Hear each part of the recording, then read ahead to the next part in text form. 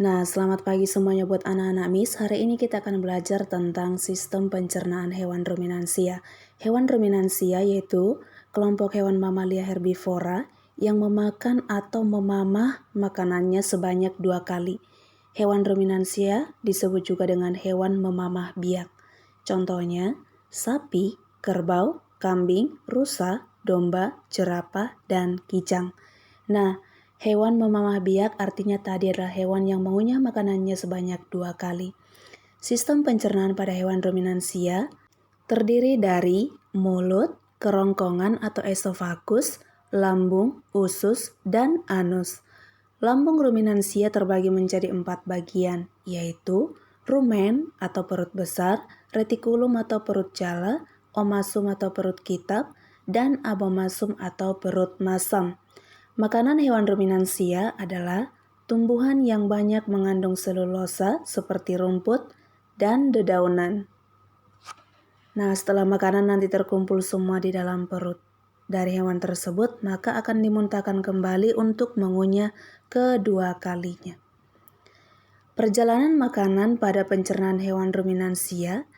Yang pertama, makanan akan masuk ke rongga mulut dan akan dikunyah menggunakan gigi, lidah, dan saliva. Kemudian makanan akan masuk menuju kerongkongan atau esofagus. Setelah itu makanan akan masuk ke rumen atau perut besar, dan dari rumen masuk ke retikulum atau perut jala, kemudian masuk ke omasum atau perut kitab, dilanjut ke abomasum atau perut masam, dan yang terakhir ke usus atau intestinum, dan kemudian menuju ke anus. Nah, demikianlah sistem pencernaan pada hewan ruminansia. Namun akan lebih jelasnya kita akan bahas satu persatu sistem pencernaan hewan ruminansia ini. Nah, penjelasan lebih detailnya seperti ini anak Miss. Yang pertama itu makanan akan masuk ke rongga mulut. Di dalam rongga mulut terdapat gigi, lidah, dan kelenjar ludah yang menghasilkan saliva. Nah, gigi ini terdiri dari gigi seri dan gigi geraham, tidak punya gigi taring. Nah, gigi seri untuk memotong makanan dan gigi geraham untuk mengunyah makanan. Setelah itu di dalam rongga mulut juga ada lidah. Lidah yaitu untuk merenggut rumput atau makanan dan mendorong makanan yang sudah dikunyah menuju lambung.